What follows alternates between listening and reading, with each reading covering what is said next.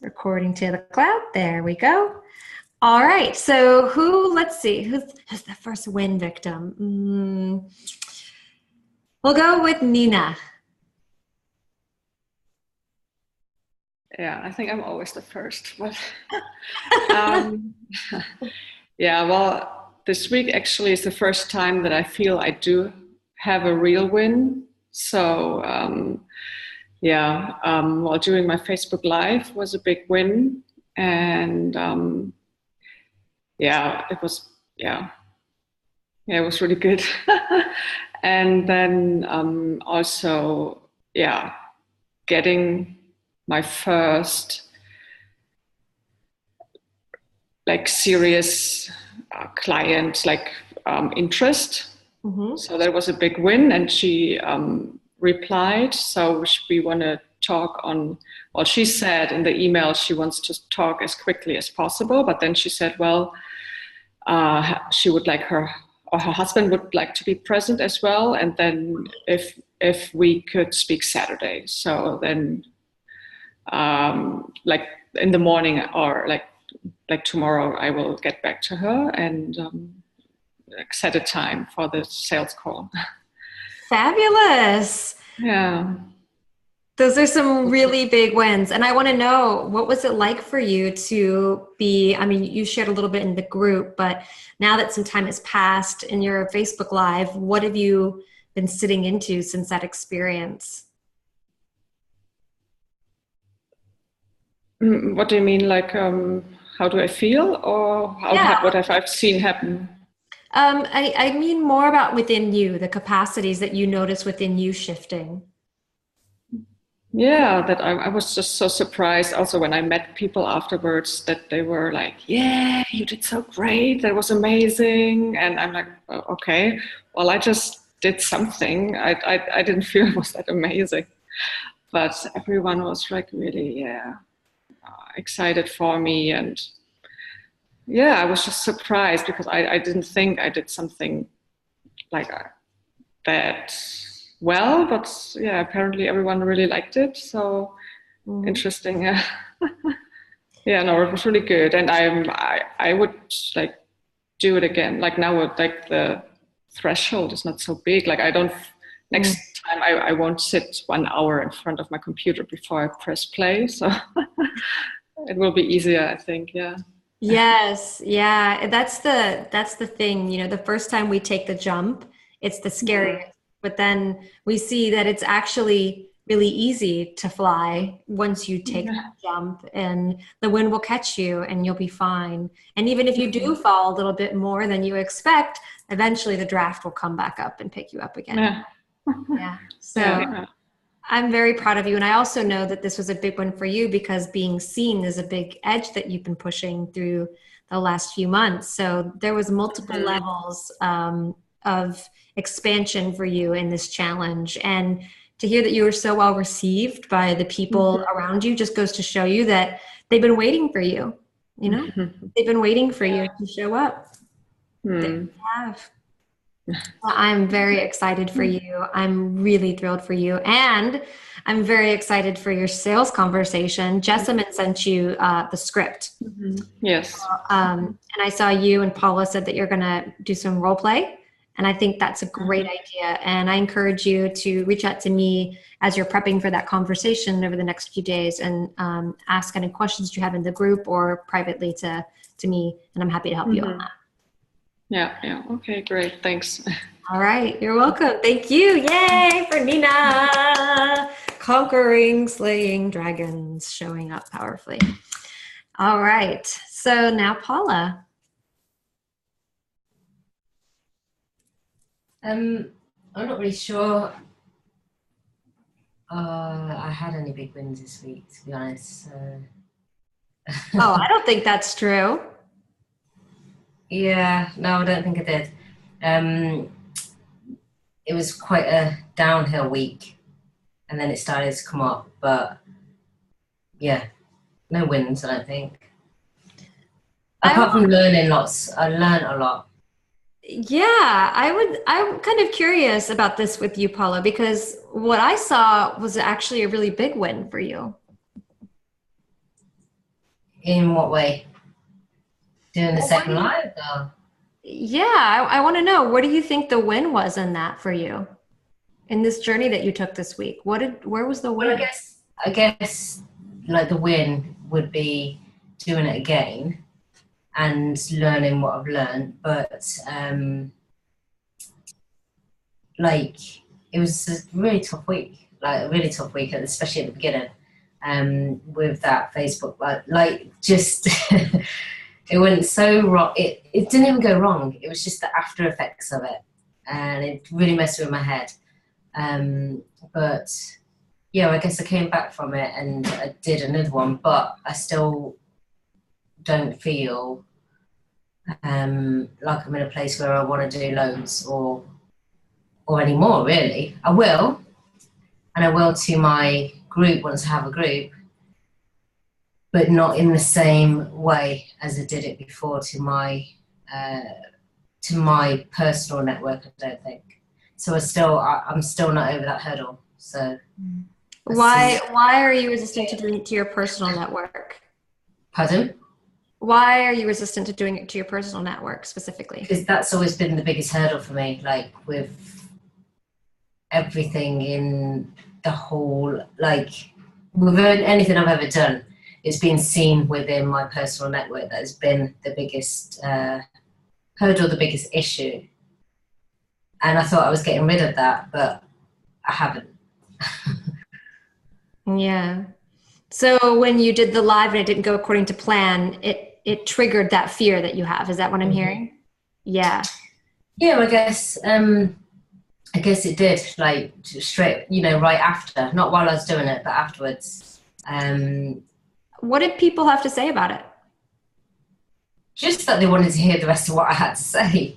Because I was just getting to the point where I was like, I'd said, and this is how I overcame it, sort of thing. And then it was, cut off. So they were like, oh, I want to know, how did you overcome it? So they wanted to know, yeah. But still, it didn't feel good. Mm-hmm. Yeah. So it's interesting because that just goes to what I'm hearing you say is that the viewers didn't care. Yeah, no, they didn't. They didn't care at all. So the fear that you have, what is it that you're really afraid of? Because they're not judging you. So what is the issue? What, if you look underneath, do you think? I don't know. I don't know. I feel like, I guess it feels like, they probably aren't judging me and I can see that. But it feels like almost like they are, in a way of, who does she think she is? What does she know? That sort of thing. All the things that were going through my head. Those are the things that are going through your head, but nothing that you've actually heard anybody say. Yeah, no. Yeah. So who do you think you are?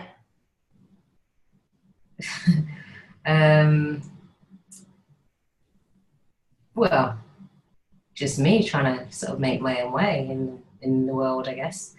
Someone who, like if it wasn't for that group of people, the person who I am and who I'm trying to be is someone who's got something to share, who's got something that they want to give. And I also have goals to reach. I'm just trying to reach my goals. Get somewhere. You're someone who has goals and with something to give. Mm-hmm. So what is it about, you say that person, your being isn't that way with those people? Why is that? It's always been there. But I thought I got rid of it finally. Yeah. Don't know. And the thing is, I feel like I can talk to people one-on-one, tell them what I'm doing, things like that. It's this group thing. I don't know. But the thing is, I really am over my fear of public speaking. Like, I can talk to hundreds of people because I have to do it every year at school and it doesn't bother me anymore. And I used to always have this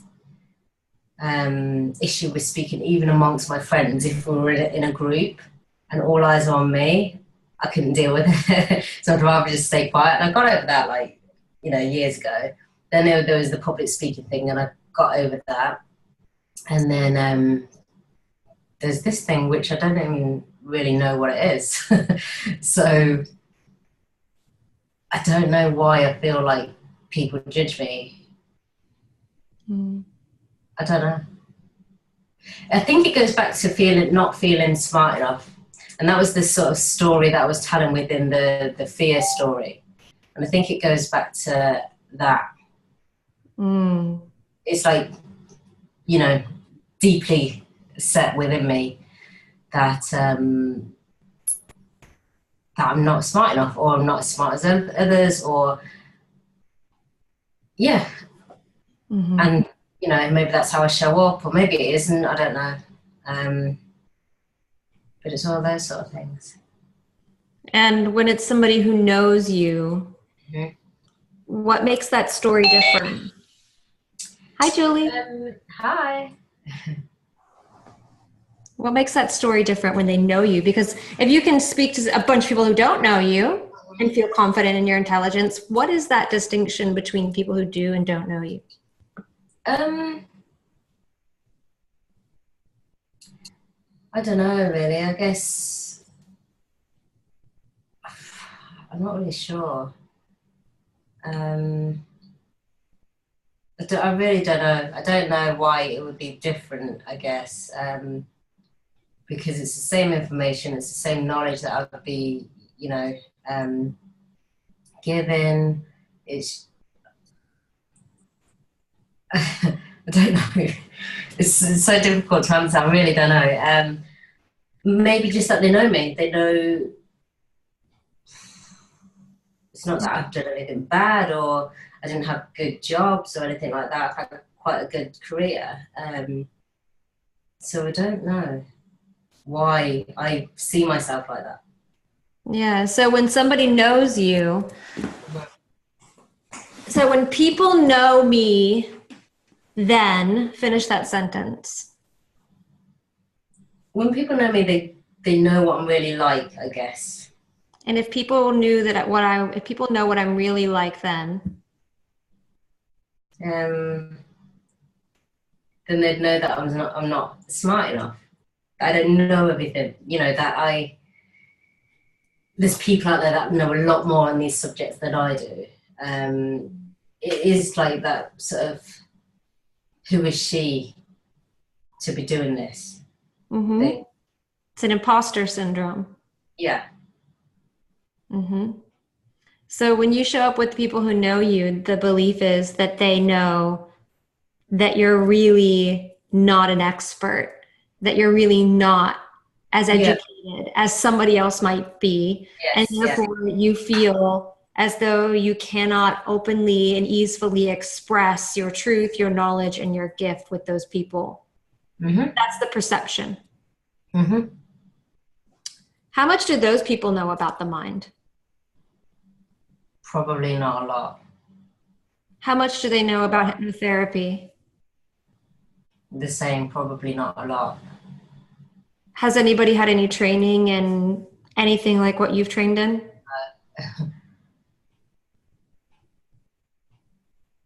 So logically, you are more of an expert than them. Is that true? Yeah. So what I'm hearing is that you're comparing yourself to people who are in your field who have more expertise. Yeah, I guess so. But the people in your personal network don't have that frame. They only have you. Yeah. Yeah. I'm excited to hear more from you. Because you're probably the only one having this conversation with them. Is that true? Probably, yeah. Yeah.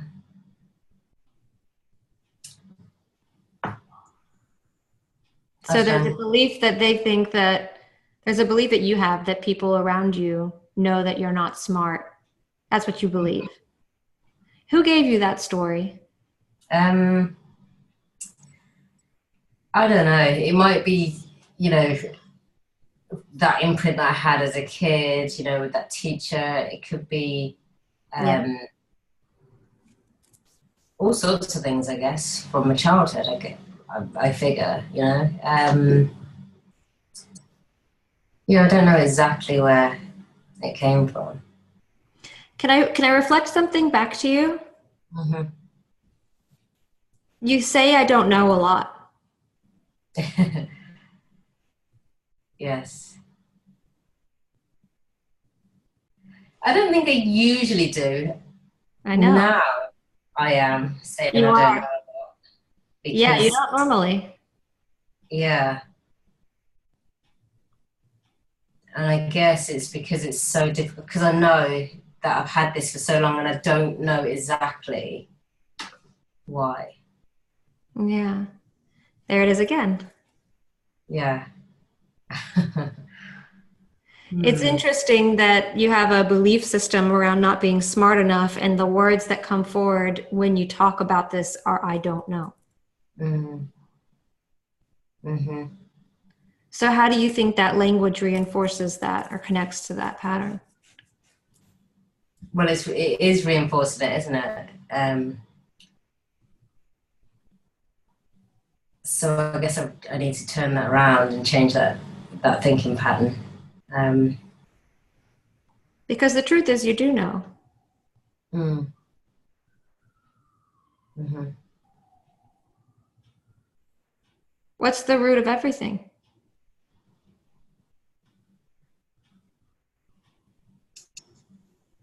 I don't know. My mind is blank now. That's what comes up. This is the pattern. It wants you to think you don't know, and it wants you to go blank. Can you see it? Yeah, because that's what happens all the time. It's really annoying because I know that I know things and I know that I know what I've learned, but when I'm speaking to people, a lot of the time it doesn't come up. Like it just doesn't. And that's also part of the story right there. Do you hear that? Yeah. Even just then you reinforced it. It really, really wants you to believe that. That pattern really, really wants you enrolled in. Mm-hmm. What did you learn is the root cause of all of our issues in life? Not enough. So how do you think not enoughness relates to this? Well, it's just, going back to me being not enough, not smart enough, or feeling like I'm not smart enough, not good enough. Mm-hmm. Yeah, goes right back to that. So what do you know? So I know that, and I know how to change it, and I also know that in my own company, I have all of the information. It's always there. If I'm writing my programs, everything's there. It's when I go to speak to other people, it goes to a blank, and that's why I feel like I don't show up. I might be seen to not be smart enough, because when I try to, if someone disagrees with me, for example. Stop for a second. I don't want to go there. We're not going to go there. Mm-hmm. Your pattern wants you it's so bad, wants you to go there. Do you feel it? It wants you to entertain it. It wants you to justify it. It wants you to explain it. You want to explain it to me. I'm not going to entertain it. Okay. That's the same attitude you need to have. Yeah. It really wants you to be like, but then. Yeah. I can see it now. See it? So I can really, I can catch that thinking now. Mm-hmm. I think what happened for your life was perfect. Mm-hmm. I think, me too, but... Nope. Getting out of it. Okay. It was perfect. You know why it was perfect? Because literally, yeah, because literally your greatest fear is going blank and your life stopped, which is the technological equivalent of going blank. That was perfect. How perfectly manifested for you to see that, to feel that, to understand the depth of this pattern. That's perfect. Mm-hmm.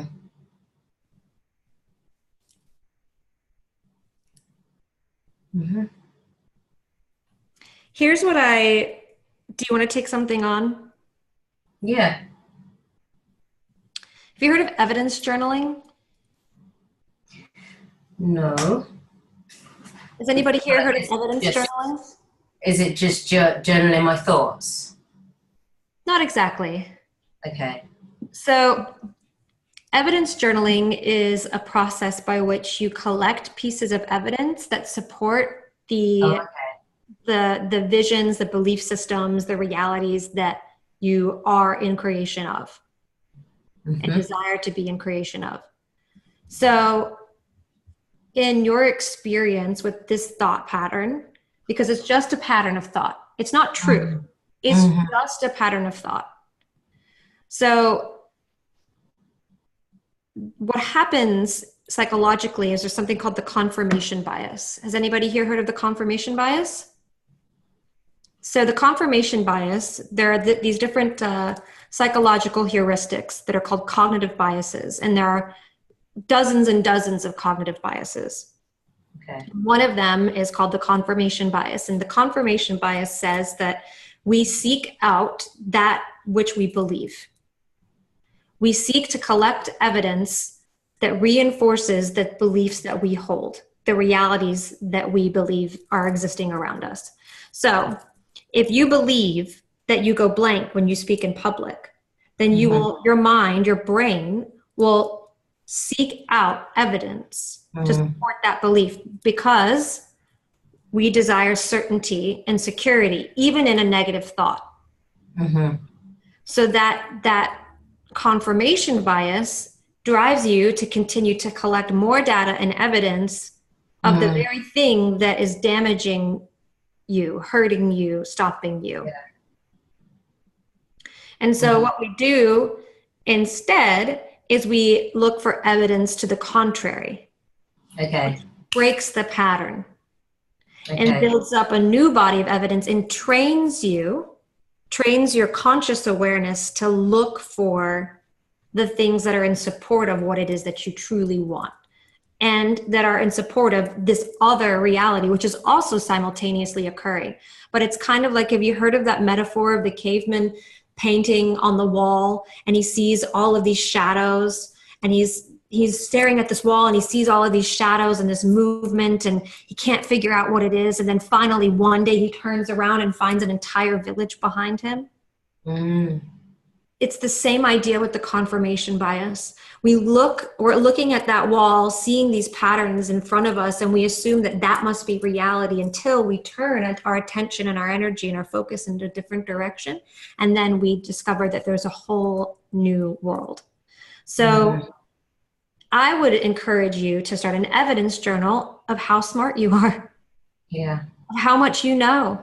Yeah. Every time you share positive, helpful, interesting information, of all the times that you acquire new knowledge, all the things that you know. And the way that evidence journaling works is that in the beginning of, you have a poor connection, Julie? Okay. So the way that evidence journaling works is that you look for 1 to 3 pieces of evidence every single day that show that you are smart, that you are intelligent enough, that you do know what you're talking about. Yeah. That when you have an idea, you speak it into reality. Okay. That when you have information to share, you speak it into reality without going blank, painting a canvas with your words, right? Yeah. Every time you tell your children, you inform your children of something. Every time you tell a friend privately, every time, I want you to collect that data and that evidence. Okay.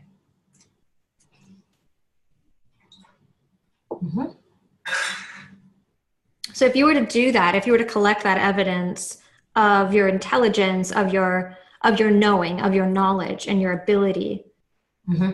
to carry information and to share information, what do you think that would do for you? Well, it would just change the way that I think about myself. It would make me see exactly how I'm showing up. It would make me see exactly the sort of things that I'm able to tell people, like, that I'm remembering, that I'm the information that I have, the knowledge that I have. So when you look at this experience of the Facebook Lives that you've already done, where's the evidence there? Can you see? Let's look at that really quickly, just as a practice together. So Okay. what evidence do you have from the lives that you have done that you're smart and you know what you're talking about?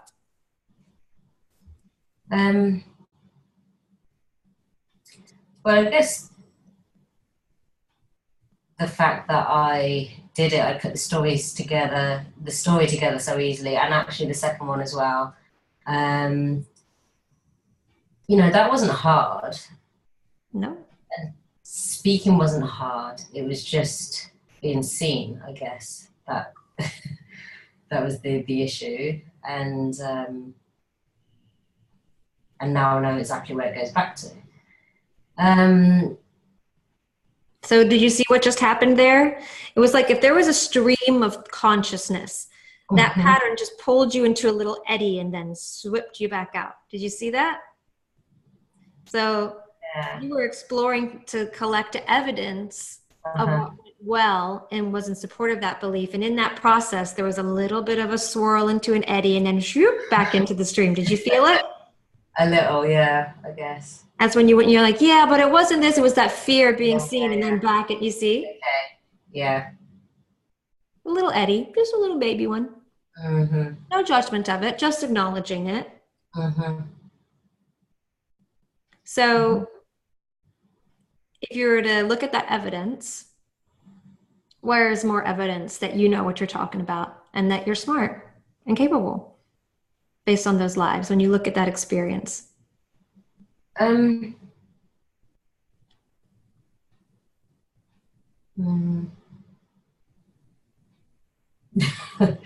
know whether there's any more. I think just the fact that I did it and I got the stories together.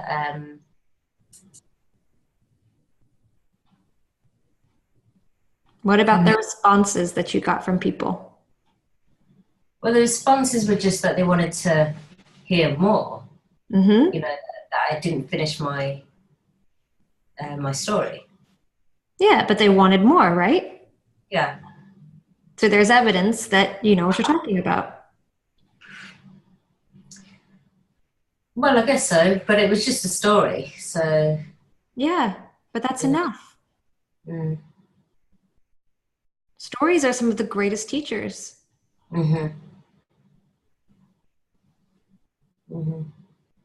People wanted to know. You knew what you were talking about. You told a story that you knew what you were talking about, right? Yeah. Yeah. Yeah.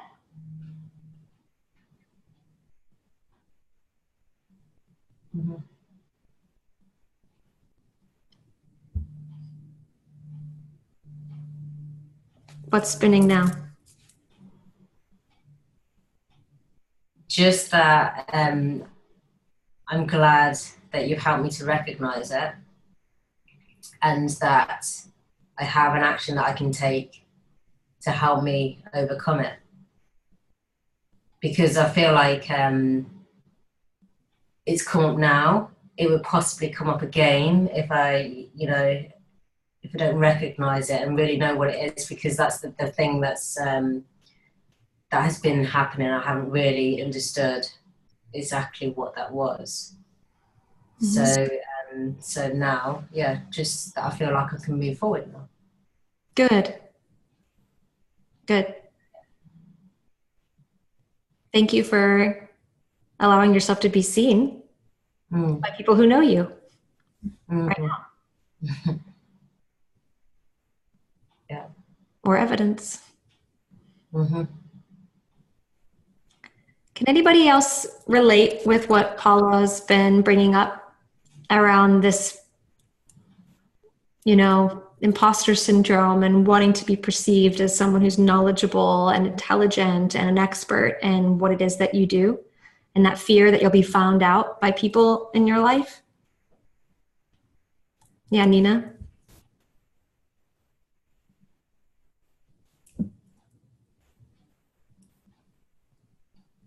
Yes, I have a poor connection, so going to type tonight. Okay, thanks, Julie. Yeah. Yeah, I think, Paula, you will be so surprised by the positive feedback you will get when you do it. I mean, yeah, I was in the same place, but I think you can do it, and then you can build on where you are. You can build on it so nicely now. Like, you have the story about your story, and I think everyone will really appreciate that if you show up again, and it will be like so much better. I think, yeah. Mm-hmm. Yeah. I think it's time for a part 2.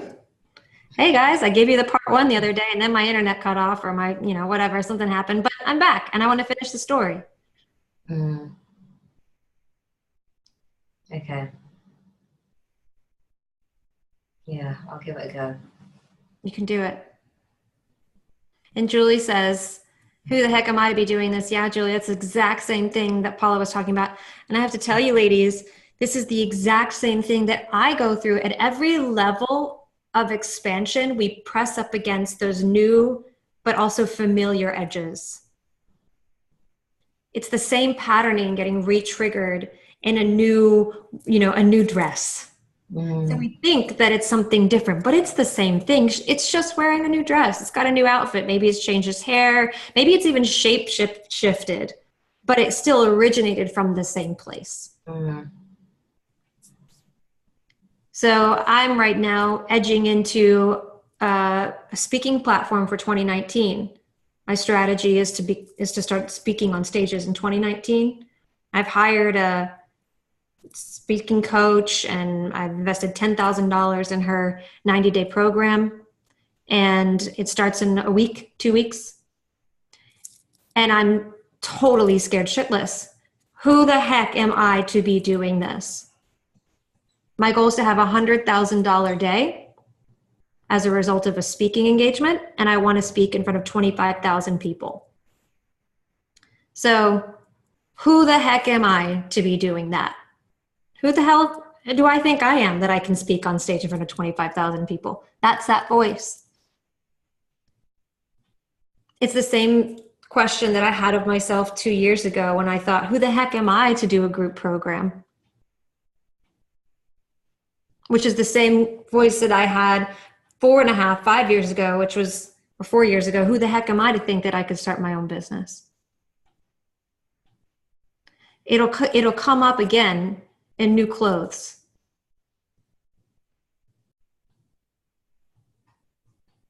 And that's part of the process. And so you're exactly where you're supposed to be.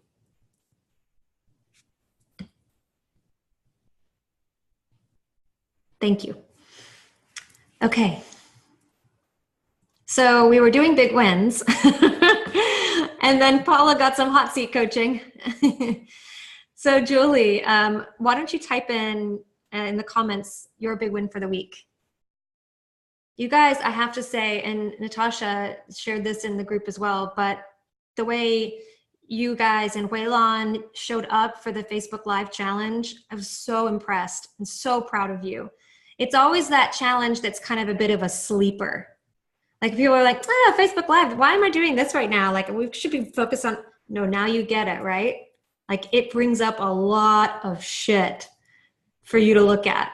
And a lot of pride and gratitude and courage and excitement when it's completed. And that really, really sets the stage for momentum. Because if you have that fear of being seen, it's really difficult to imagine yourself leading a community and stepping into growing a Facebook tribe, right?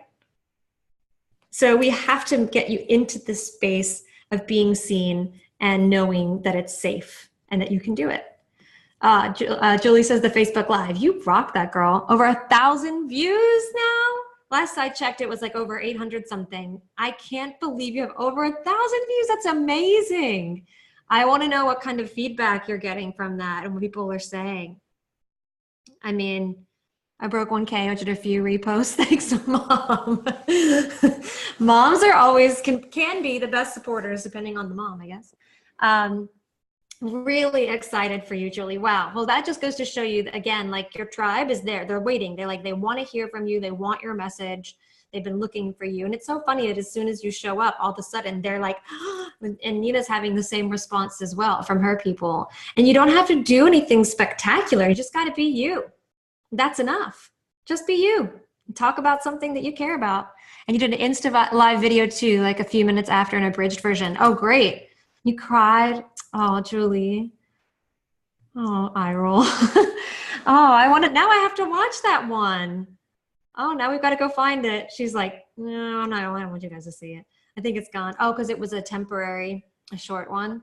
Oh, that's beautiful that you showed yourself. How did it get received? Great. Yeah, people liked it. People love vulnerability. They love realness. They love the authenticity. People were so supportive. Oh, beautiful. That's so great. Oh, wonderful, Julie. I'm proud of you for putting yourself out there. No leads, though. That's okay. That's all right.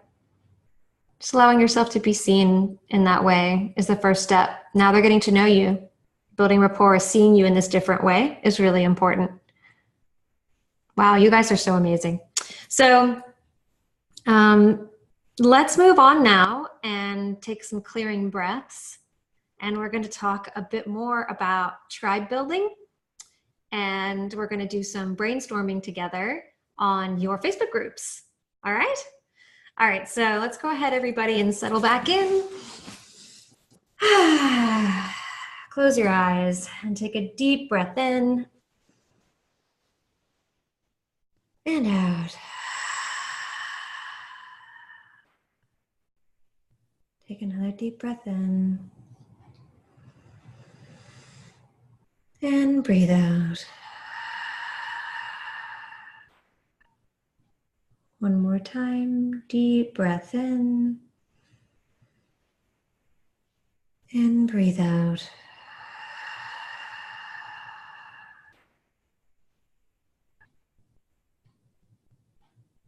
Allow your breath to come to neutral.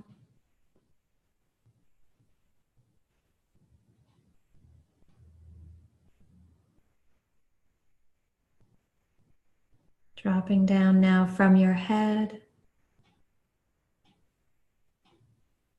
and into your heart.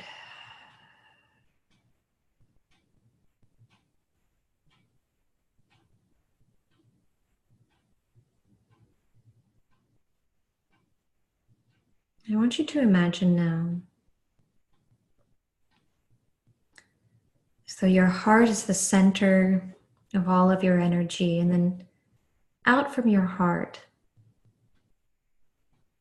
is extending these energetic strings. These energetic strings that are attached to your experiences in the past. These energetic strings that are right here connected to this moment.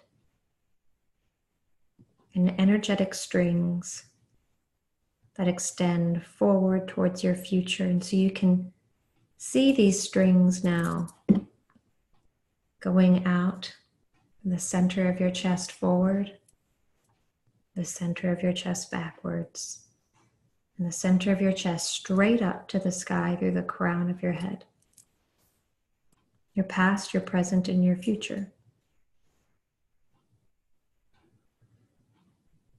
And those strings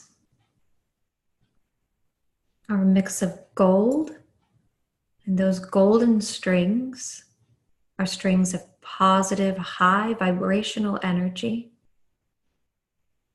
And then some that are darker, perhaps black or gray. And those are strings that connect to your negative, low vibrational energy. Negative thoughts about the past, who you were, what happened to you, what you did or did not do. Negative thoughts in the moment, in this present moment, about what you are, what you're not. And then negative thoughts about the future, what you can do, what you can't do, what is or is not available to you.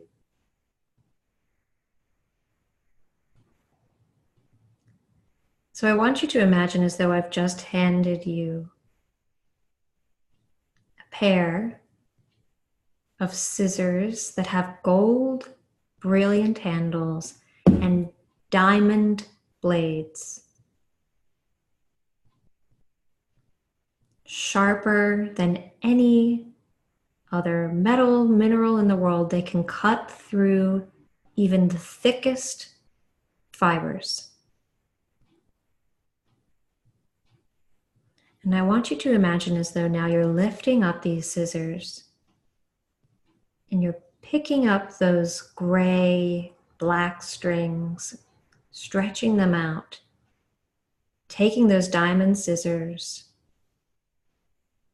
gently and quickly severing each of those black strings. And as you sever those black strings, you can feel yourself letting go of those negative thoughts of the past, the present, and the future.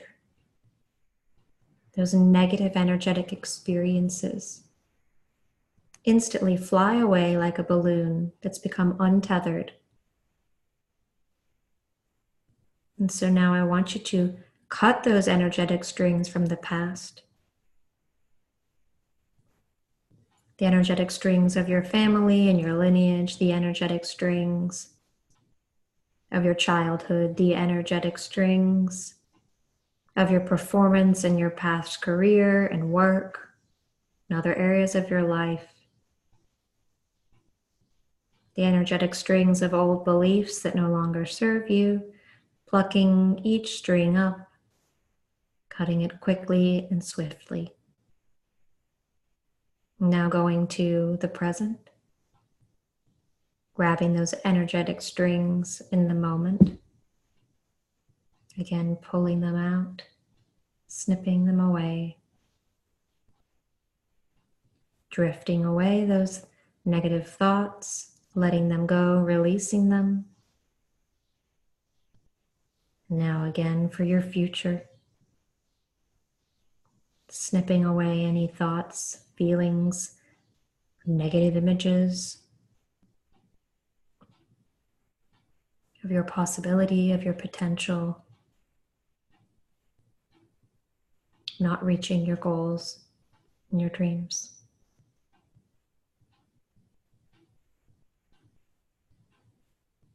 And as you do, you can feel a lightness begin to form in your body. And now all that remains are these beautiful golden threads, diamond coated. Nothing can clip these threads. These are the threads of high vibrational energy, bringing forward from the past your positive experiences that created momentum and vibrated you to this moment today, connecting to your positive thoughts and experiences in the present and your positive images, thoughts, and ideas of your future. And as you look at these strings and you see them shimmer and glimmer, you can't help but want to reach your hands out. So you imagine reaching your hands out now and plucking these strings like the strings of a guitar, and they make the most beautiful sound.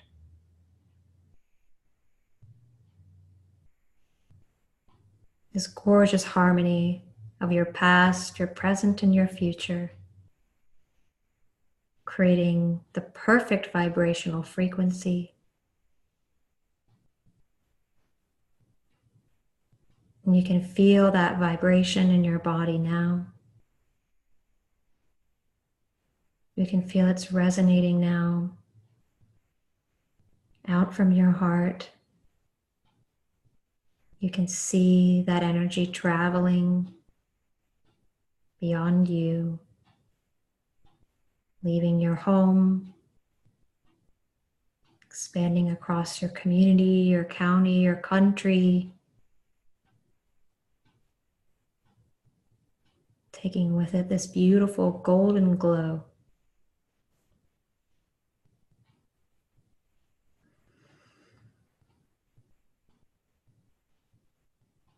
And as it travels, you rest in your divinity and your gratitude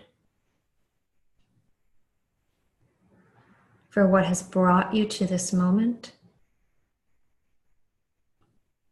and what will carry you forward in your truth.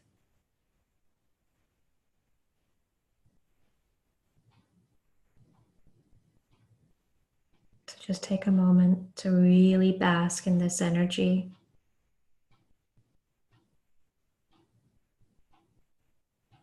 To remember what it feels like.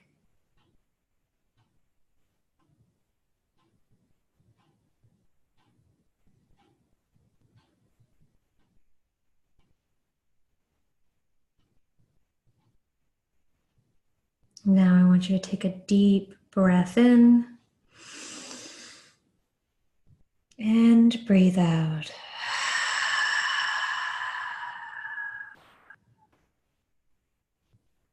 Whenever you feel ready, slowly, gently, and easily open up your eyes.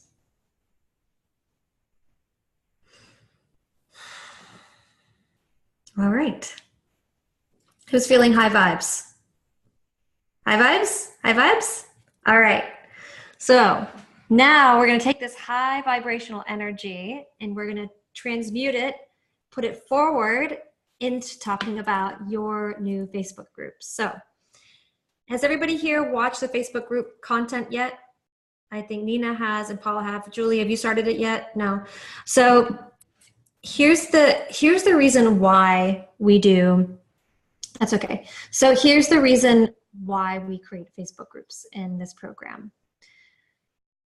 The world of marketing and content generation and client creation is moving very, very fast. And there are so many different strategies and tactics that you can use in order to create clients. But one thing remains a constant in business. It has not changed and it will never change. And that is the power of relationships. When you build relationships with your potential clients, when you build and foster connection with others, then you have the opportunity to create more buyers for your product. So community building is a time-tested, tried and true method for creating a following that is mission-driven and that will convert and that will buy from you. Brands have been doing it for decades and even centuries, and no different here for us, especially as in the fact that we are all personality-driven businesses and mission-driven businesses. Every single one of us has a powerful mission, a powerful purpose that we are taking out into the world. And we're simply messengers of this work.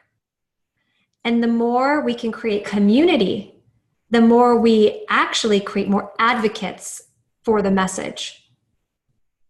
So community building is, I believe, one of the most effective tools for growing your business. It's better than pretty much anything else. List building, email list building, a form of community building. The problem is that people who are on your list don't know each other. They don't get to talk to each other. They don't get to build that connection with each other.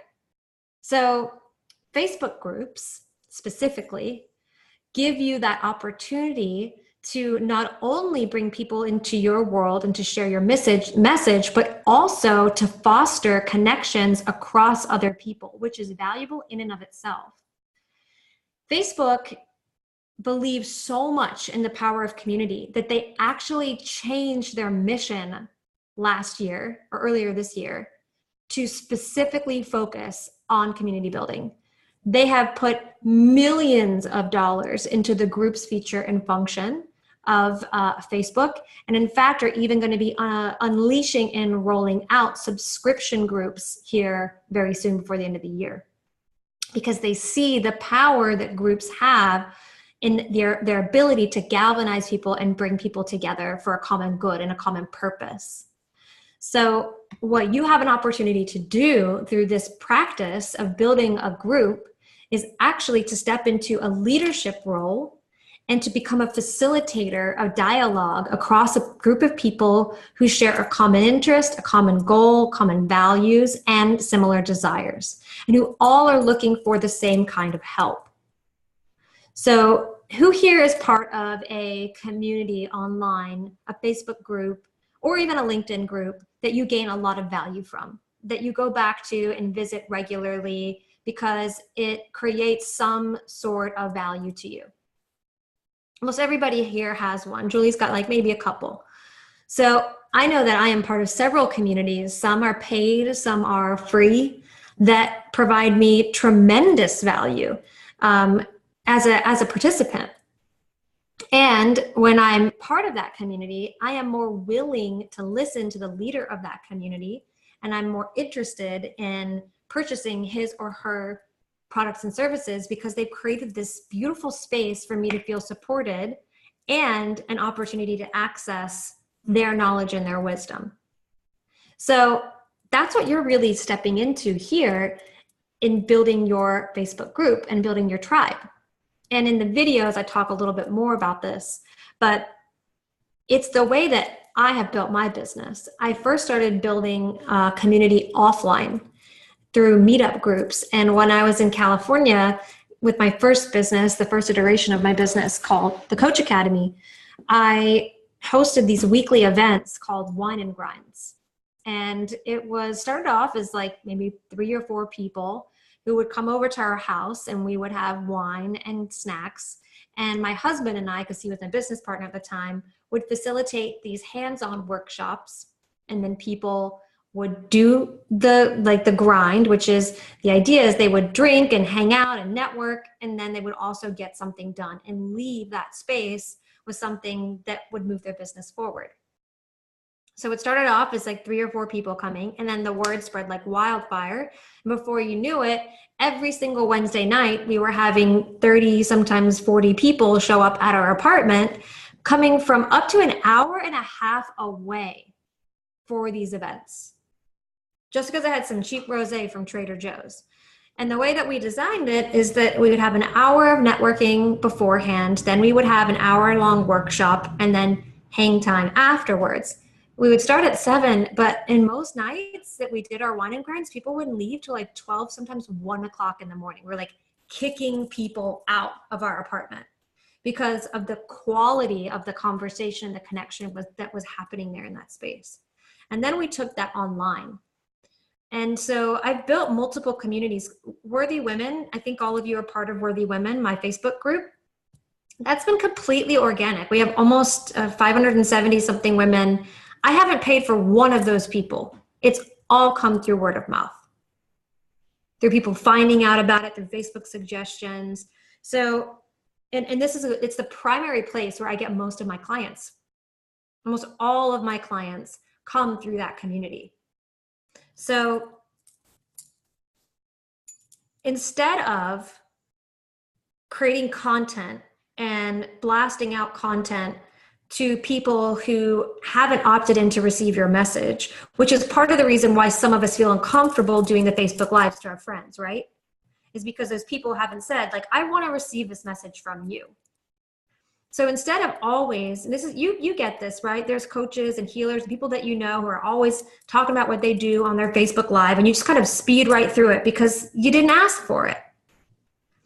So what this does, you use your personal network as a tool to get the people from your personal network who are interested in what you have to say into your communities.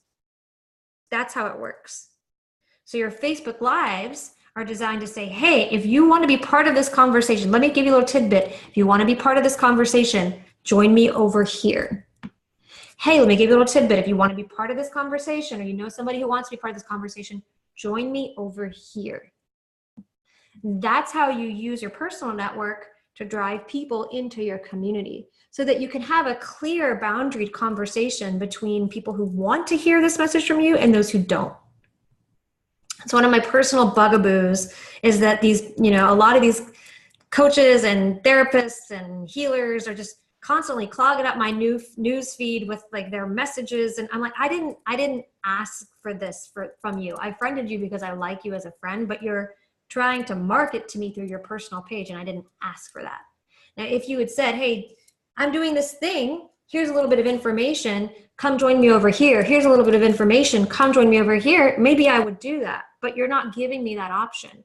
And the downside, the thing that they're missing when they do that, is an opportunity to cultivate a community with that shared culture and interest, and then to use those people who are there as an opportunity to mine them for potential clients. So they miss all of that.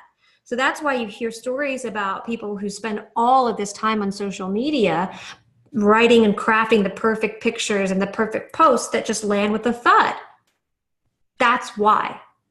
Because you're not being strategic. Those people aren't being strategic about the way that they use their personal network to create people, to build people and to put people into their communities where they can really, really foster that relationship and then invite them into potential working opportunities, right?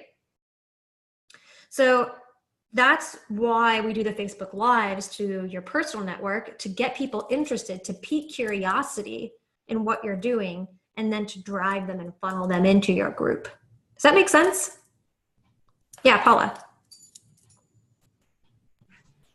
Just wondering if it has to be a live. I know you said that the algorithms push the lives up to the top, but can it be a video? Yeah, video's fine too. Yeah. But live, you're going to get even better views. Okay. Yeah. And it's more engaging and more interactive, and it feels more authentic and real, because what I find is that people who are new to doing this, they're going to want to script out their video and then read it.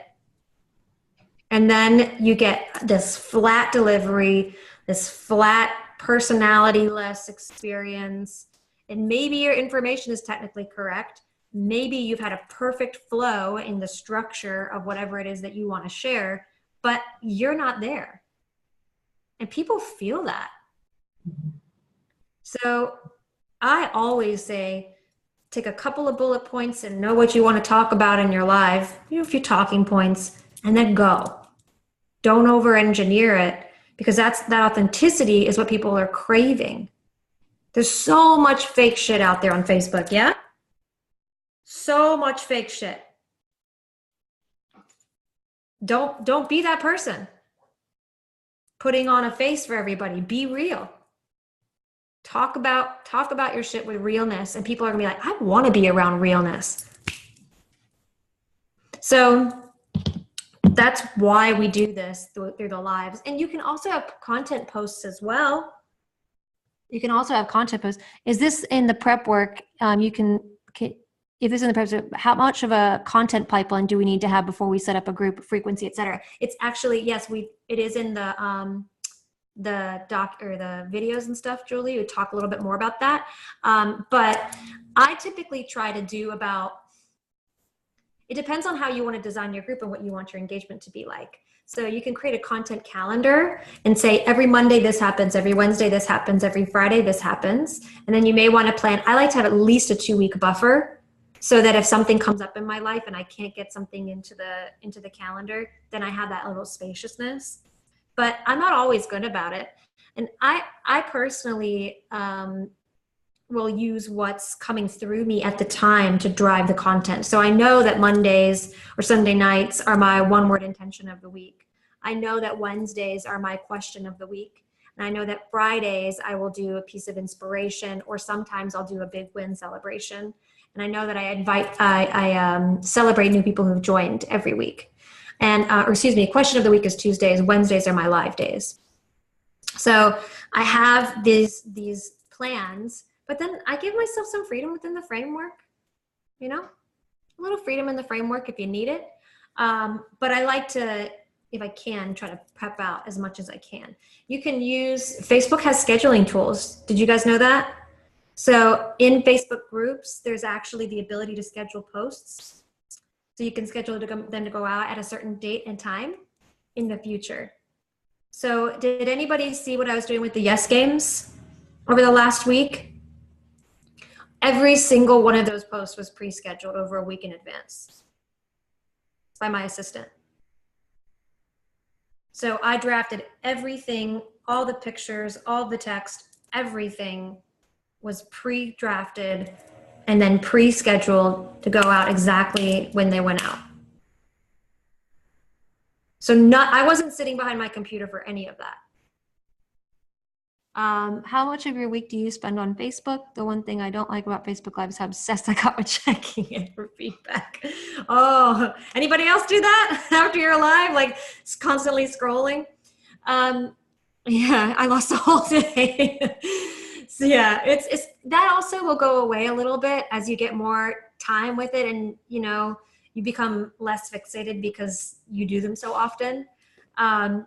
For me, I probably spend about 2 hours a day, an hour and a half a day on Facebook, but it's in my communities. So it's in Worth to Wealth. I'm in there checking, reading, seeing what you guys have going on. Then I'm in Worthy Women, checking in and posting there. And then I am using Facebook Messenger. But I use Facebook Messenger a lot for my business. It's like my primary mode of communication with my team. And I also use it with my existing clients. I'm like, just message me on Facebook because it's the best way to get hold of me. And then I use it for outreach and communication. So I'm on Facebook often because it's a primary communication tool for me. And that's mostly because I hate email. I just hate it. It's slow and clunky and it takes too much time. And I want to go faster than that. Oh, there's Wei Lan. Yay, she made it. Hi, Wei Lan. And so it's slow and it's clunky and I want to move fast. So that's why I like Messenger and text better than, hi, we're happy you're here. I'm still at work, but I'm just dialing in. We're glad you made it. We're just talking about Facebook groups now. Oh, cool. Yes. Perfect. Thank you for making it in. I know that was a push for you to be here. Yes, I'm actually at my client's house and they're having dinner and I'm just in the maze. Fabulous. That's amazing. Okay, so sorry I'm late. No, that's okay. We're happy you made it. So you can go back and catch the recording to see where we've come up to this point. But yeah. So I forgot what I was talking about. Can you remind me? Where was I? Just totally went off grid. Sorry. Yes. No, that's okay. No, it's okay. It's all right. Well, that you use Messenger a lot for your... Yeah. So I really like to use Messenger for that. And it also helps me just keep a pulse. And because I like to move fast. I don't like the slowness of email and things get version control anyway. So I use Facebook a lot. I also advertise on Facebook now. And so Facebook is a primary platform for my business. When you talk about business, you talk about choosing your places and your platforms. Facebook is my chosen platform. I don't even have an Instagram handle for my business. Don't even fuck with it. All of my energy and attention goes to Facebook, to email campaigns. And then I do videos, which I post on a YouTube channel. And I have a blog. And my blog is based on the videos that I do. So I create a video and then I send it to my copywriter and then she turns it into a blog, which I edit and then post. So I chose my primary channels and Facebook is my primary channel.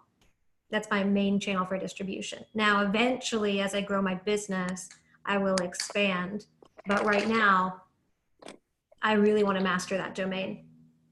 And that's in the personal development space, most people are on Facebook and most people get their clients from Facebook. Now, a secondary space for somebody like Julie would be LinkedIn.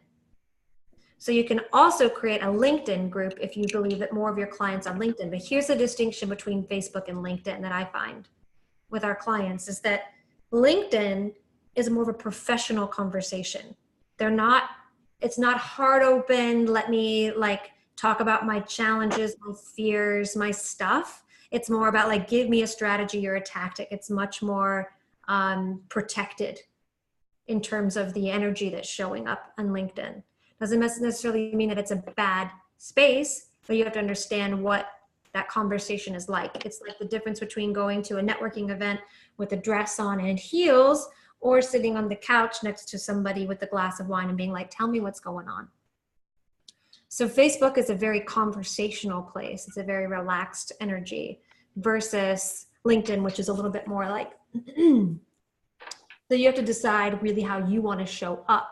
And most people who are doing this deeper profession or deeper personal work like you guys are doing want to be able to talk about that stuff. They want to be able to talk about like, what's your big vision? What's your dreams? What's your hope? What's making you scared? Like, here's like, let's talk about this piece of your mindset and this piece of your mindset.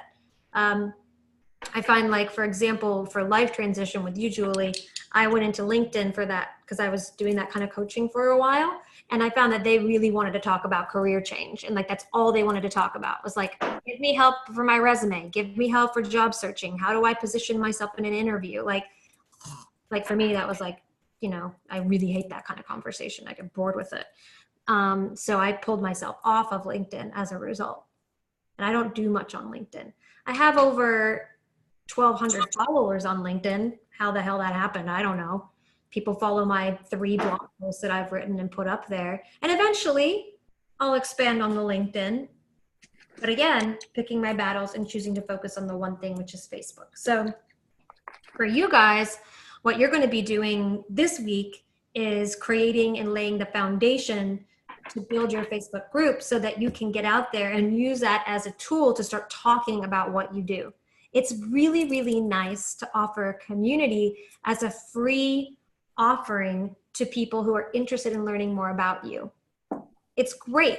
And then from there, you can start collecting, you can have a post that's like a welcome video, and you may have a lead magnet. It's like, hey, download this guide or this free recording or something. And that's how you can collect email addresses. But in the beginning, it's really nice to be like, hey, you know what? I have this new community that I've just launched. Want to come join and be part of it? It's free to you. This is the kind of conversation that we're having there. Do you know anybody who wants to be part of that kind of conversation? It's very non-threatening and it's very supportive. And when you're out at a party and you meet somebody that you think could be potentially interested in what you do and there's a fit and you're talking to them, you could say, hey, you know what? I have this Facebook group. I would love for you to be a part of it. Here's what we talk about in this community. Does that sound like something that you would like to be part of? Yeah, totally. Oh, cool. Well, let me friend you on Facebook right now and I'll invite you. You see how easy that is? As like a simple stepping stone to build a relationship. So it's a nice, gentle first offering to get people connected to you, for you to get connected with them and to start to build that deeper relationship. And if you're really diligent about the way you use your group, and you're strategic about it, then you would follow up with that person maybe a week or so after they're joining and say, hi, how are you? Are you enjoying the group? What kind of value have you seen from it so far? I'd love to follow up from our conversation. Why don't we have a phone call? So you can see that it's a great way for you to bring people in, to foster, to nurture, to add a ton of value, just a ton of value. And then to let other people add value to each other, which is also amazing. And then you can continue to bring them in closer and closer. Does that make sense? Yeah? Who's excited about creating a group? Who's resistant and scared or feeling weird about it? Julie is. Julie's just like, I'm not excited about creating a group. Not scared. I just really don't like Facebook. Yeah. So this is one of those things. It's like, where are your clients? Are your clients more on LinkedIn? Not really. They're going to be on Facebook, right? No. Yeah. Waylon's like, no, you're not. Your clients aren't on Facebook. What makes you believe they're not on Facebook? Because I don't, I haven't really they don't know I'm on Facebook, and I haven't opened it up to my clients on my Facebook page. Although I was going to ask you, my Love Your Mind Facebook page, you know, I have, I don't know, 300 or so members. Do you think I should start again? No, I don't think you should start again.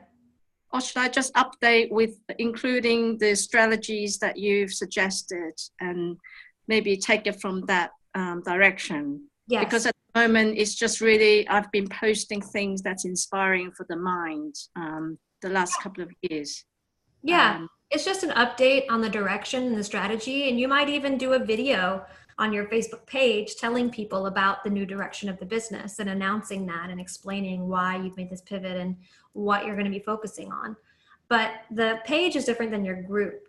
So what you have as a benefit is that you already have a page that has over 300 followers. So you can actually connect with your followers and say, hi, I just created this group. And this group is all about this topic around the mind. It's all about confidence and self-love and rewiring your mind for confidence and love. And what we're talking about in this group is this, this, this, and this. Come over here and let's have a dialogue. Let's have a conversation. Because a page is one way. It's a broadcasting mechanism. And Facebook pages, just so you guys know, Facebook has dramatically deprioritized in the algorithm pages. If you post on your Facebook page, it's pretty much guaranteed that no one's going to see it. Unless you have thousands and thousands of fans and followers. Yeah. The only reason why you need a Facebook page these days is for advertising in the future. Because you can build a lookalike audience from the people who have liked your page. And then also you can, you need to have your Facebook page in order to create ads in Ad Manager in Facebook. But that's down the road for you guys. You don't need to be worried about that right now. Well, I've tried that and it didn't really work. Yeah, and it's not gonna work because Facebook is like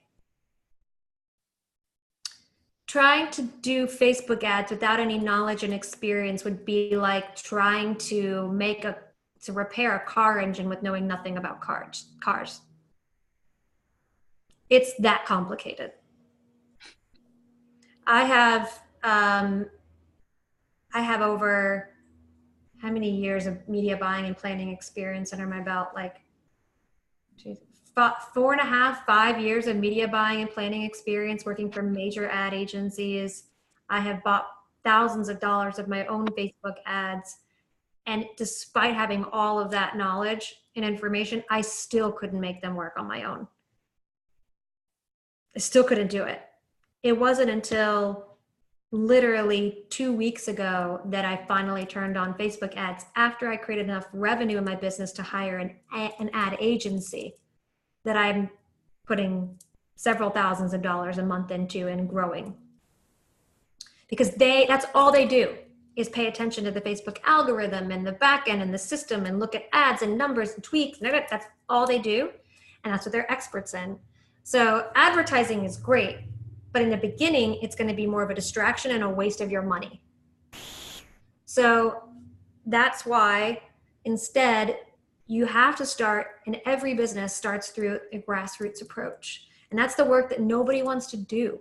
But that's the thing that sets the people who are successful apart from the people who aren't. Every business starts that way. And so your community building on Facebook is that grassroots approach. And then you can offer live or free events to that community, which you're going to be creating that signature workshop and that signature event in a few weeks as part of Worth to Wealth. And then that becomes, hey guys, I'm hosting a free online workshop about this thing in a week or in 3 days or in 5 days. Would love for you to be there. Or, hey guys, I'm doing this in-person event here in New York or in London or whatever. Would love for you to attend. And that becomes an opportunity for you to begin to market content to them that converts. Does that make sense?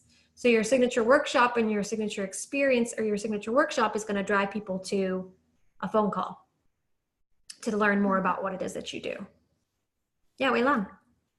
Sorry, I have a very small screen, so I don't know what everyone's writing. I can only see me and you. So excuse me, everybody, if I'm kind of trying to ask questions, you know, this way. No problem. So my question is, should I be sending out like Facebook requests from my clients? I don't know. To the clients that you think would be a potential fit for your new business direction, and not a friend request. It would be an invitation to join the group. Yeah, So, like my reflexology clients. Yeah, definitely. Is that breaking the privacy, the confidential, what do you call that? The recent, what is it? The data thing. You're talking about the GDPD or something. No. That's meant for companies that are like Google and Johnson and Johnson, who have 100 million subscribers on their email list. And besides, you're not going to add somebody to an email list or to a group without their permission. Because if you do that, then you're going to piss people off. So when you guys have your groups, what you're going to do is you're going to be sending messages, and you're going to send an email out to your friends, and you're going to do a Facebook Live about it. And you're going to say, hey, I just launched this group. Sorry, my dog sees my neighbor. Leo, come here. It's okay. It's okay. Come here. Look, you got yourself choking over. That's what you get.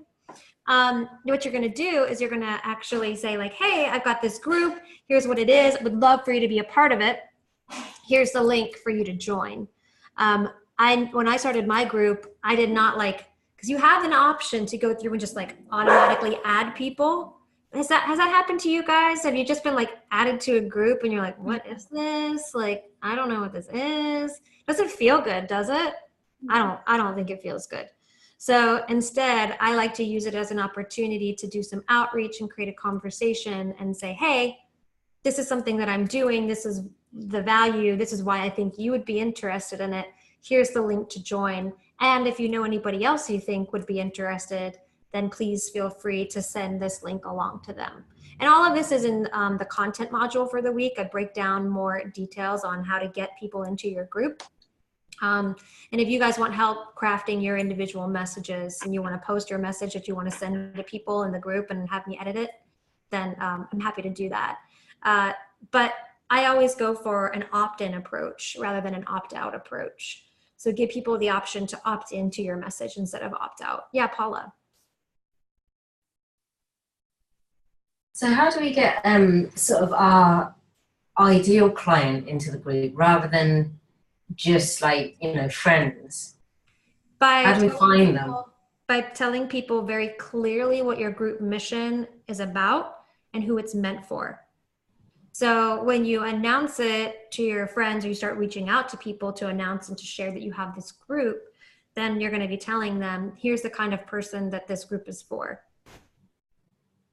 Here's the type of person that this is for. Do you know anybody that you think would be interested in joining? If you do, send along this link, or would you be willing to connect me? And then I can tell her more about it. Okay. Does that make sense? Mm-hmm. And in the modules this week, I think in the groups guideline, I break down in more detail how you can go about, like I think I break down like several different ways and ideas of how you can go about getting clients or getting people into your group.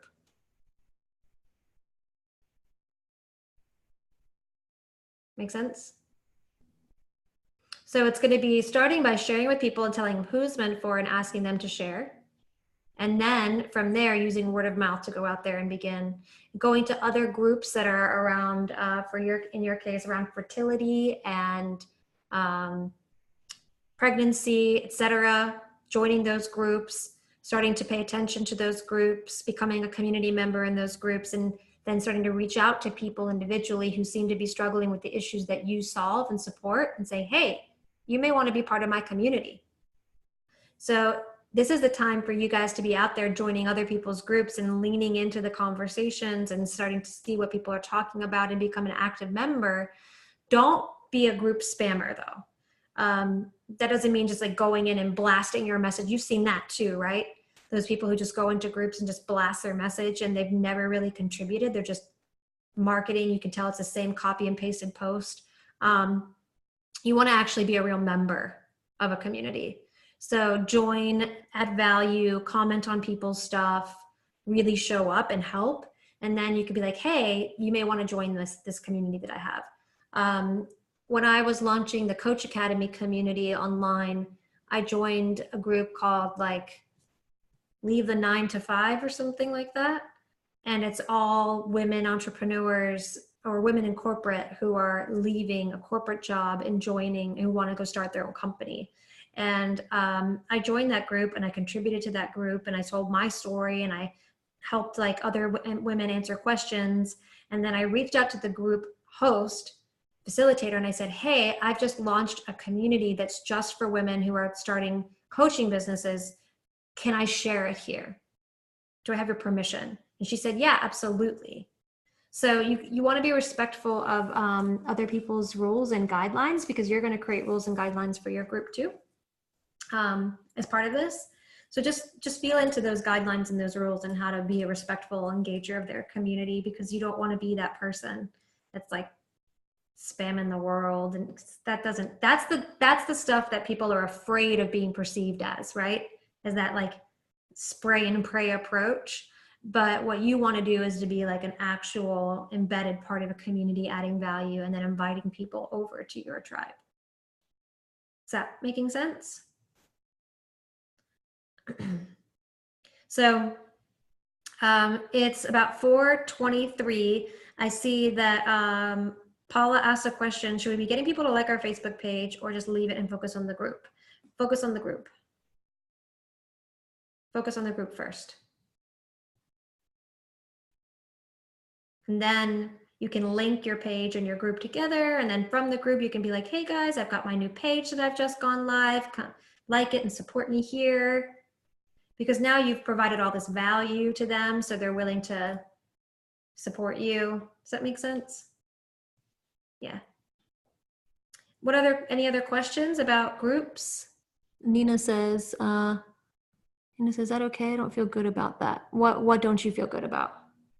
Well, it's a bit of a special case for Paul and me, because those groups, I mean, women gather there to get pregnant and we don't have that problem. So it's not that we are one of the others. So like, it doesn't feel good to approach them because we are kind of a competitor to the group host, right? I would personally, I would just kind of let go of that, because you're in there to provide value to those women, aren't you? You may not be personally struggling with the problem, but you help people. Yeah.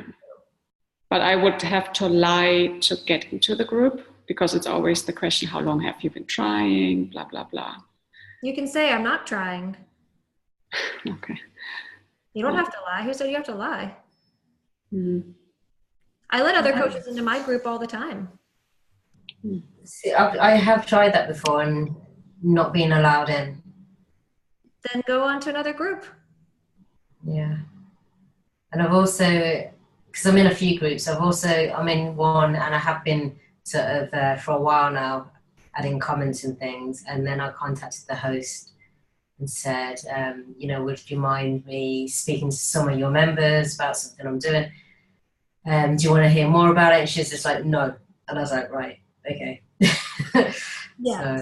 So I wouldn't ask for permission to speak to the members, but I would ask for permission if you want to post something that's going to take traffic from her group to another group. But if you're having a conversation with somebody and they're like, yeah, I'm really interested in this, then you can be like, hey. But it was private message. I wanted to private message people. Yeah. So, as long as you're not spamming them. Okay. All right. Don't just go in there and like message. Like if you're having a dialogue with somebody and they're like, man, like, oh, Paula, like that was interesting. I'd love to know more about what you do. Tell me more. Mm-hmm. Or, like whatever, you see an opportunity to add value, then you can add value and you can have a private conversation with them. But don't just be like spamming all the people in the group. So for example, I'm part of a women's entrepreneur community that's called like Tech Founders. And I'm not a tech founder. But I'm part of that community. And what I pay attention to in there are the posts that people post up about like their mindset challenges, like the fear that they have and self-sabotage and not charging enough for their services. And so when I see somebody dealing with those issues, I provide value. I say, hey, like what I'm hearing is that you're having this mindset issue around this and this and this. What you might want to consider is this, and try reframing it this way. Or maybe I'll encourage her or give her an idea. And maybe she responds and maybe she doesn't. But I've provided value around the thing that I'm a subject matter expert in this community. Does that make sense?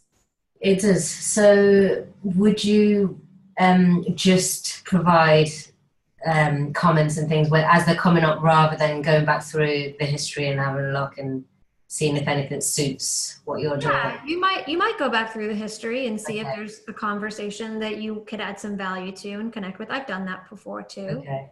So what exactly is trolling? Because I don't really understand that. You know, people say don't troll, like no trolling or whatever. What is that? What do they mean? Trolling is when you go through a group and you do that thing that I was talking about, when you spam all of the members. And when you post up your content without any consideration as to whether or not it's tailored for that tribe, if it's meant for that tribe, and you're not providing any value. That's trolling.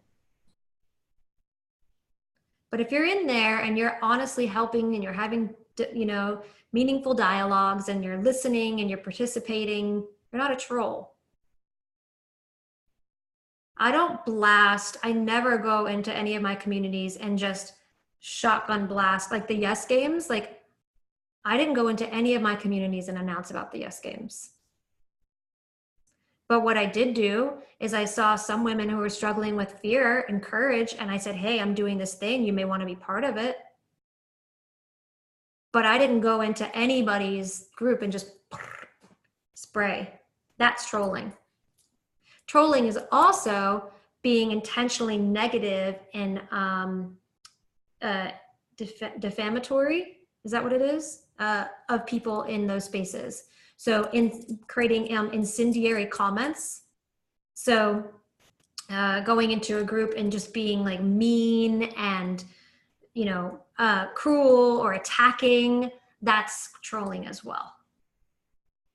So that's the true definition of being a troll. Like an ogre under the bridge, like, I'm gonna come out here and attack all of you and be mean to all of you. And just pull people down and be negative. And there's a difference between healthy discourse and debate and being just an asshole. And that's what they wanna avoid in their group. I've never had a troll in any of my groups, which has been nice, but I did have a spammer. She was another coach and she came into the group. And at first I started seeing her posts and my spidey sense went up. This is just as a community manager. So as a community manager, you can hear the other side of the story. My spidey sense went up because her posts were crafted with the message that was the right fit for worthy women. But every post that she had a picture of her with her brand and logo across it. So I was like, what is this? So the first one came through and she got some likes and hearts. The second one came through, a little less interaction. So I started seeing the tribe sort of like pull away from it. So then I decided to go check her out. And I went to her Facebook page and I went to her website and I saw that she was copying and pasting word for word the stuff on her page and on her blog onto my community. And so I messaged her the first time and I said, hey, super excited that you're part of this group. I want to draw your attention to these rules. This isn't a content distribution platform. This is a community. I see that you have value. I see that you have a shared mission with me. And I would love for you to share openly and honestly around what's relevant and conversations happening here in this tribe. If that's what you want to do, I welcome that. If she gets clients from that, I welcome that. But I'm not into this spamming thing. And she responded back, oh, okay, I apologize. And I said, okay, great. A week later, she did it again. And I told her, okay, I reached out to her. I said, hey, I saw you posted this. I saw it's the same thing that was on your blog again. If I wasn't clear, this is the group policy. If you do it again, I'll remove you from the group. She did it again. I kicked her out. And after I kicked her out, she sent me a really long message apologizing, saying that she had an assistant who was copying and pasting all of her stuff into other groups. Do you see like the energetic difference of that? Nobody in the community, my community didn't respond well to it either. So you got to be authentic. Is that helpful? And remember, joining other groups and being part of other communities is only one way of inviting people into your world. There's also going out and attending events and sharing your link there, telling your friends about it, inviting them. And then, of course, you have the next level, which is reaching out to people in the holistic medicine space, for your example, for Nina and Paula, or for Julie's example, reaching out to people who are career coaches or whatever and say like, hey, you got somebody who's in this mindset, or like leadership coaches, and be like, hey, I've got this opportunity. You may know some people who want to join this group. You see, so there's also like going B2B as well. So reaching out to doctors, for example, for you guys, or reaching out to corporations who have managers, Julie, in your case, and be like, hey, if you have any people in your company who are struggling, they may want to be part of this group. So it's going to help them perform better. Whatever you decide your group intention is. You see what I mean? So you can go at different levels. It doesn't have to just be B to C, which is business to consumer. It can also be business to business. Make sense? Okay. All right. So any other burning questions about groups?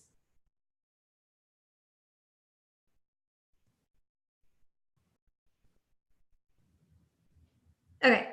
So let's move on and do some brainstorming. So what we're going to do is we're going to do a little bit of breaking out now. And in the breakouts, I'm going to have you guys just brainstorm with each other on the name of your group.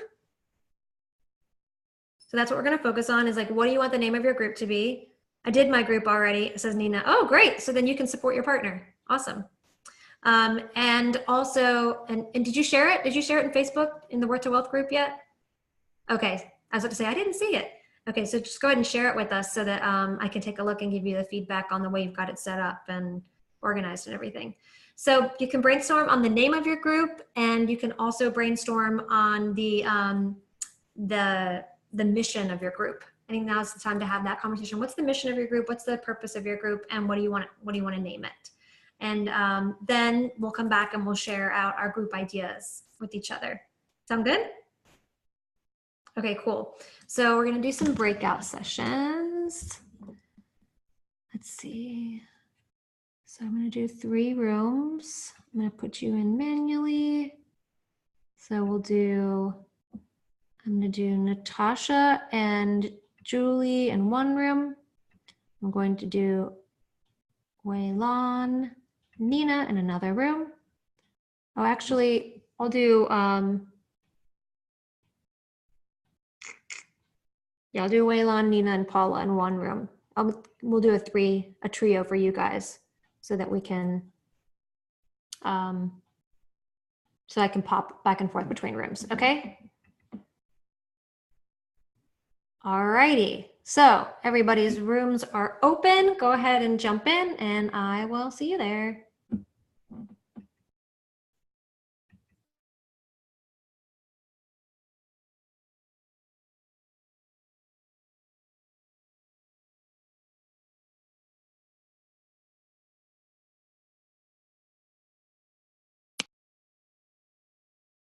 Hello again.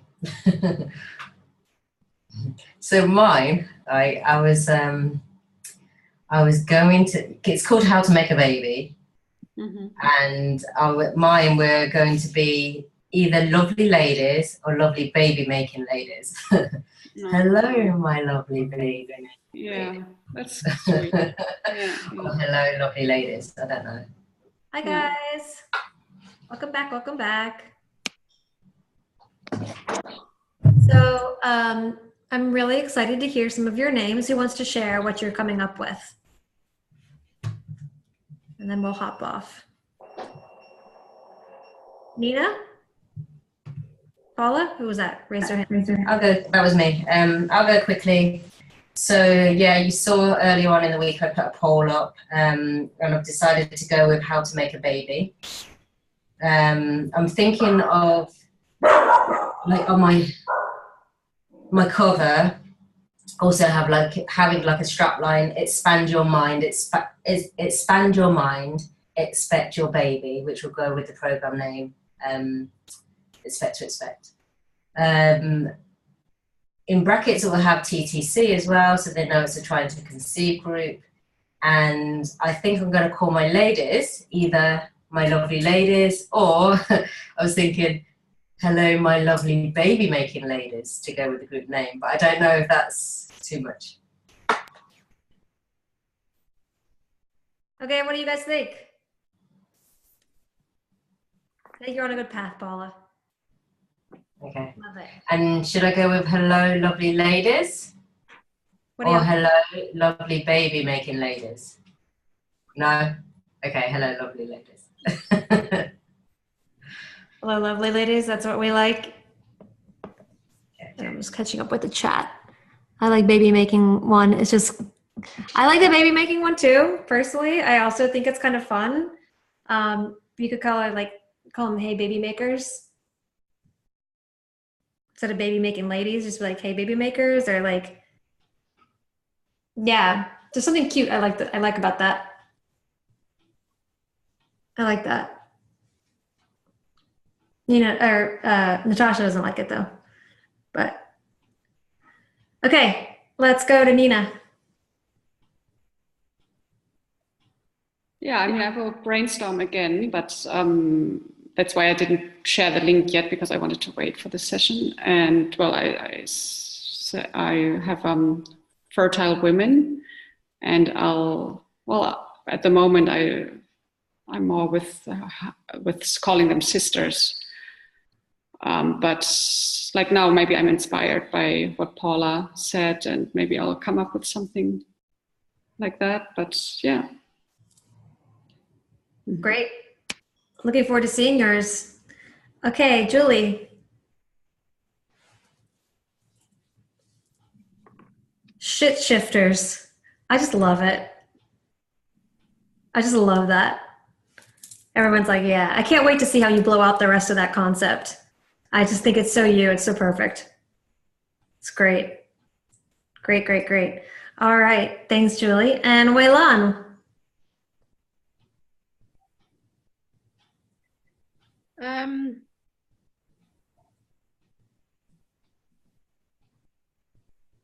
Happy from inside out women. Something about the idea of like inside out women. That's kind of cool. Inside out women. I don't know. I kind of like that. It's a little different. Happy inside. Happy inside out women. Okay, cool. What do you guys think about that? Man, it's on the right path, right? There needs some refinement in that, but you'll have some time to refine that. Okay. I suggest coming up with a few ideas and doing a poll in the group, and that way we can, like what Paula did, and that way we can vote and give you our feedback. Just come up with like a brain dump. It maybe be like 7 or 8 ideas, and then we can come up with 1 or 2 that we can refine over the next few days. Okay. Sound good? All right, everyone, time to do our one-word checkout. So let's start with Julie.